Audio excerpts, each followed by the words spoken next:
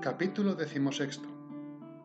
De lo que le sucedió al ingenioso hidalgo en la venta que él imaginaba ser castillo.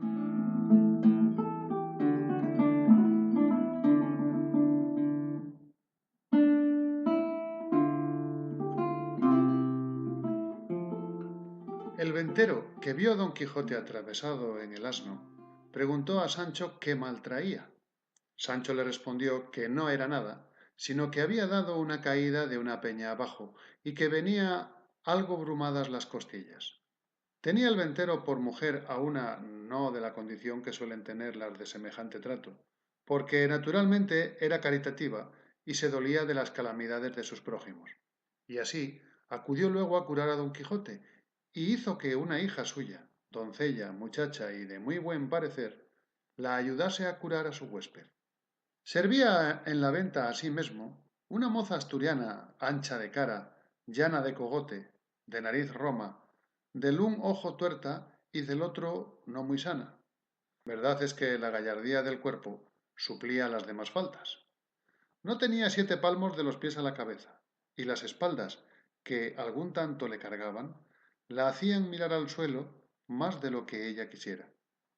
Esta gentil moza, pues, ayudó a la doncella, y las dos hicieron una muy mala cama a Don Quijote en un camaranchón que en otros tiempos daba manifiestos indicios que había servido de pajar muchos años, en la cual también alojaba un arriero que tenía su cama hecha un poco más allá de la de nuestro Don Quijote, y, aunque era de las enjalmas y mantas de sus machos, hacía mucha ventaja a la de Don Quijote, que sólo contenía 4 mal lisas tablas sobre 2 no muy iguales bancos y un colchón que en lo sutil parecía colcha, lleno de bodoques que a no mostrar que eran de lana por algunas roturas, al tiento, en la dureza, semejaban de guijarro, y 2 sábanas hechas de cuero de adarga y una frazada, cuyos hilos, si se quisieran contar, no se perdiera uno solo de la cuenta. En esta maldita cama se acostó Don Quijote, y luego la ventera y su hija le emplastaron de arriba abajo, alumbrándoles maritornes, que así se llamaba la asturiana. Y como Albizmaye viese la ventera tan acardenalado a partes a Don Quijote, dijo que aquello más parecían golpes que caída. No fueron golpes, dijo Sancho, sino que la peña tenía muchos picos y tropezones, y que cada uno había hecho su cardenal. Y también le dijo: haga vuestra merced, señora, de manera que queden algunas estopas, que no faltará quien las haya menester, que también me duelen a mí un poco los lomos. De esa manera, Respondió la ventera. ¿también debisteis vos de caer? No caí, sino que del sobresalto que tomé de ver caer a mi amo, de tal manera me duele a mí el cuerpo, que me parece que me han dado 1000 palos. Bien podrá ser eso, Dijo la doncella. que a mí me ha acontecido muchas veces soñar que caía de una torre abajo y que nunca acababa de llegar al suelo. Y cuando despertaba del sueño, hallábame tan molida y quebrantada como si verdaderamente hubiera caído. Ahí está el toque, señora, que yo, sin soñar nada, sino estando más despierto que ahora estoy, me hallo con pocos menos cardenales que mi señor Don Quijote. ¿Cómo se llama ese caballero? Preguntó la asturiana Maritornes. Don Quijote de la Mancha, y es caballero aventurero y de los mejores y más fuertes que de luengos tiempos acá se han visto en el mundo. ¿Qué es caballero aventurero? Replicó la moza. Tan nuevas sois en el mundo que no lo sabéis vos. Pues sabed, hermana mía, que caballero aventurero es una cosa que en 2 palabras se ve apaleado y emperador. Hoy está la más desdichada criatura del mundo y la más menesterosa, y mañana tendría 2 o 3 coronas de reinos que dar a su escudero.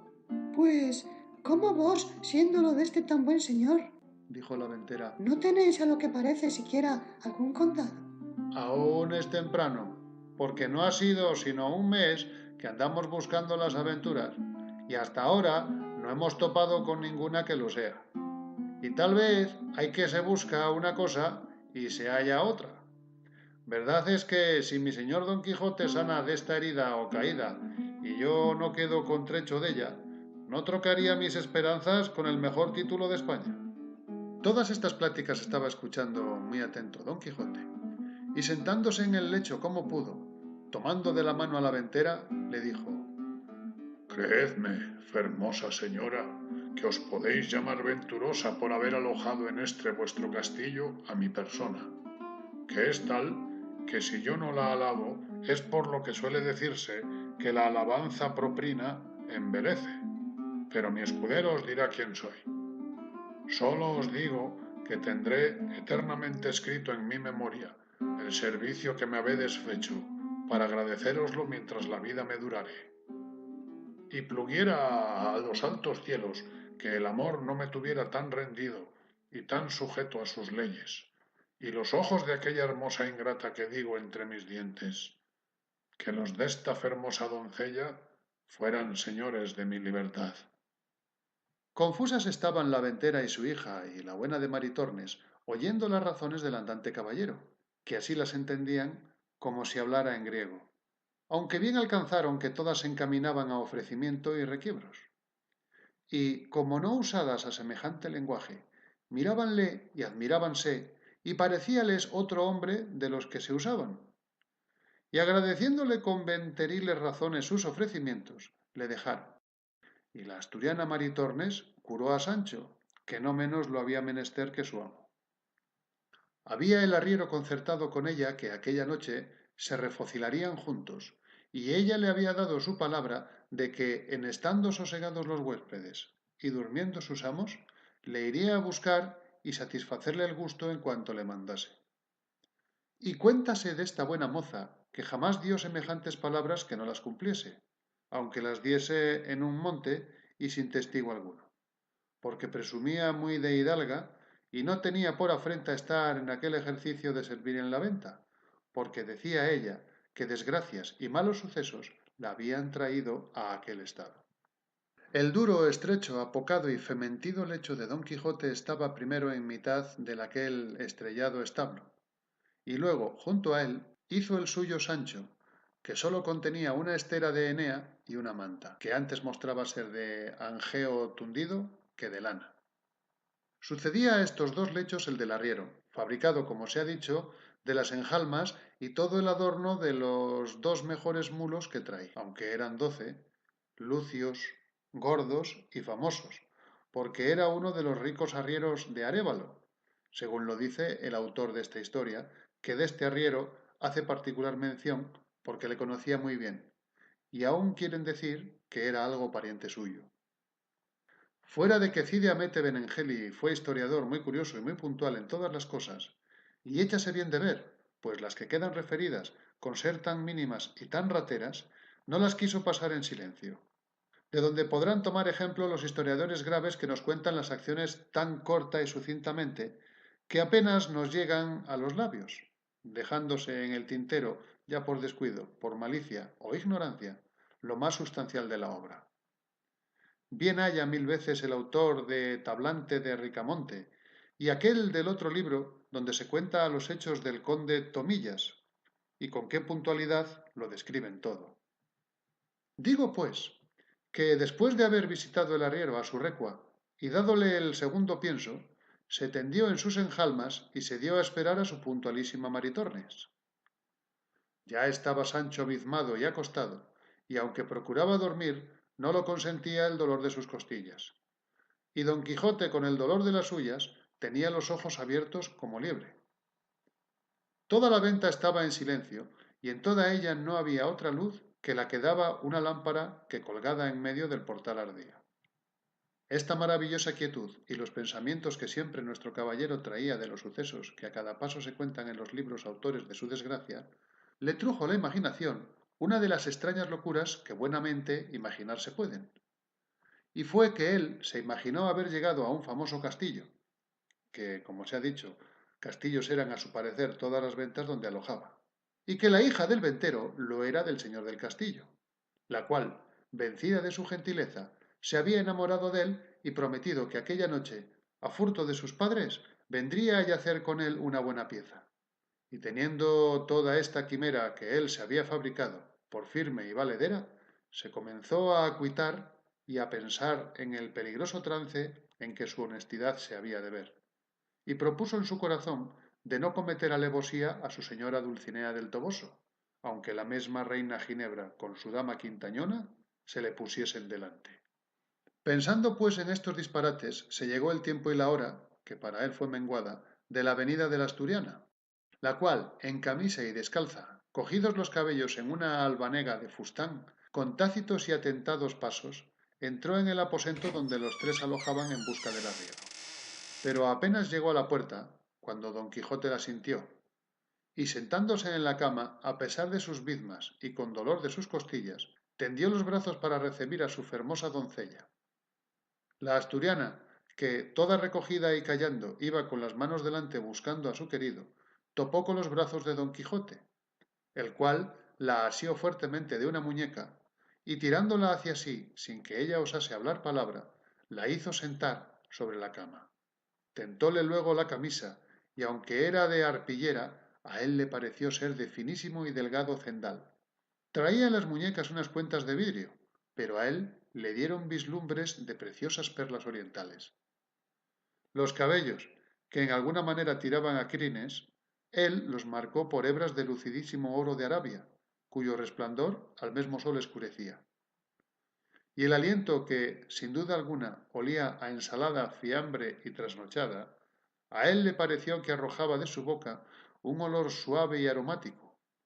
Y finalmente él la pintó en su imaginación de la misma traza y modo que lo había leído en sus libros de la otra princesa que vino a ver el mal ferido caballero, vencida de sus amores, con todos los adornos que aquí van puestos. Y era tanta la ceguedad del pobre hidalgo que el tacto, ni el aliento, ni otras cosas que traía en sí la buena doncella no le desengañaban, las cuales pudieran hacer vomitar a otro que no fuera arriero.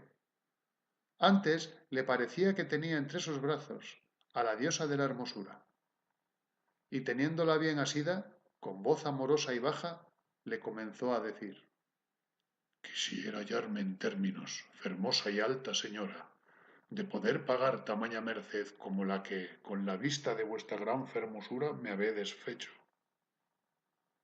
Pero ha querido la fortuna, que no se cansa de perseguir a los buenos, ponerme en este lecho donde yago tan molido y quebrantado, que, aunque de mi voluntad quisiera satisfacer a la vuestra, fuera imposible.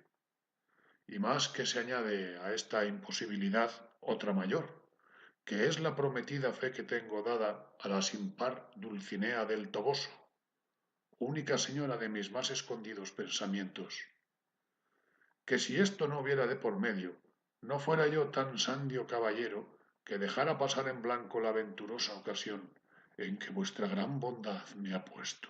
Maritornes estaba congojadísima y trasudando de verse tan asida de don Quijote, y, sin entender ni estar atenta a las razones que le decía, procuraba sin hablar palabra desasirse. El bueno del arriero, a quien tenían despiertos sus malos deseos, desde el punto que entró su coima por la puerta, la sintió.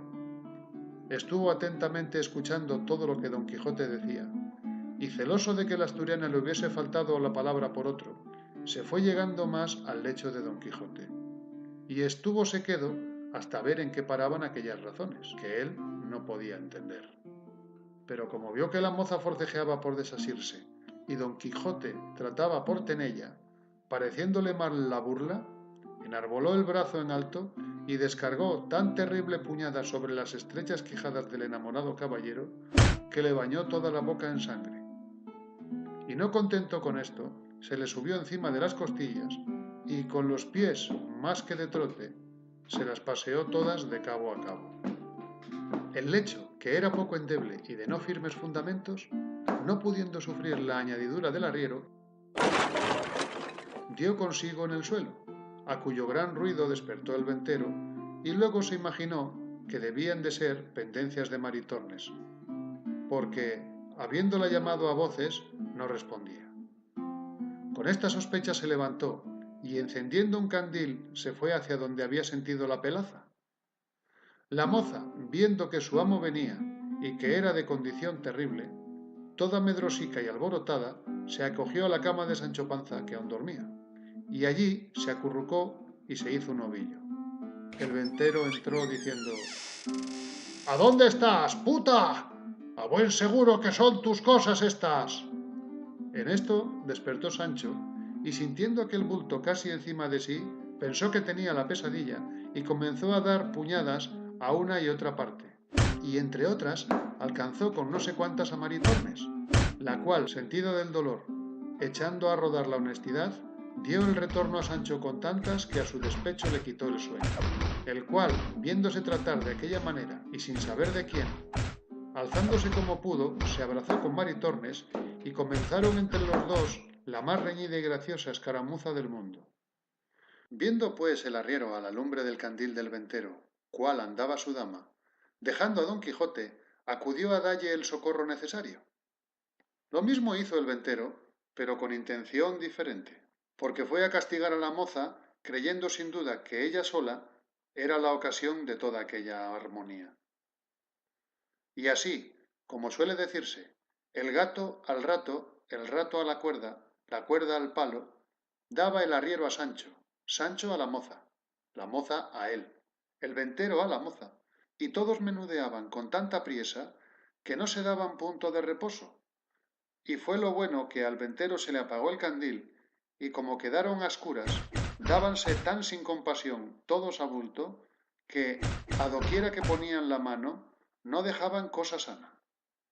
¿Alojaba acaso aquella noche en la venta un cuadrillero de los que llaman de la Santa Hermandad Vieja de Toledo, el cual, oyendo en sí mismo el extraño estruendo de la pelea, asió de su media vara y de la caja de lata de sus títulos, y entró a escuras en el aposento diciendo: ¡Téngase a la justicia! ¡Téngase a la Santa Hermandad! Y el primero con quien topó fue con el apuñeado de don Quijote, que estaba en su derribado lecho, tendido boca arriba sin sentido alguno, y echándole a tiento las manos a las barbas, no cesaba de decir: ¡Favor a la justicia! Pero viendo que el que tenía asido no se bullía ni meneaba, se dio a entender que estaba muerto, y que los que allí dentro estaban eran sus matadores. Y con esta sospecha reforzó la voz diciendo: ¡Ciérrese la puerta de la venta! ¡Miren, no se vaya nadie, que han muerto aquí a un hombre! Esta voz sobresaltó a todos, y cada cual dejó la pendencia en el grado que le tomó la voz. Retiróse el ventero a su aposento, el arriero a sus enjalmas, la moza a su rancho. Solos los desventurados don Quijote y Sancho no se pudieron mover de donde estaban. Soltó en esto el cuadrillero la barba de don Quijote y salió a buscar luz para buscar y prender los delincuentes. Mas no la halló, porque el ventero, de industria, había muerto la lámpara cuando se retiró a su estancia, y fuele forzoso acudir a la chimenea, donde con mucho trabajo y tiempo encendió al cuadrillero otro candil.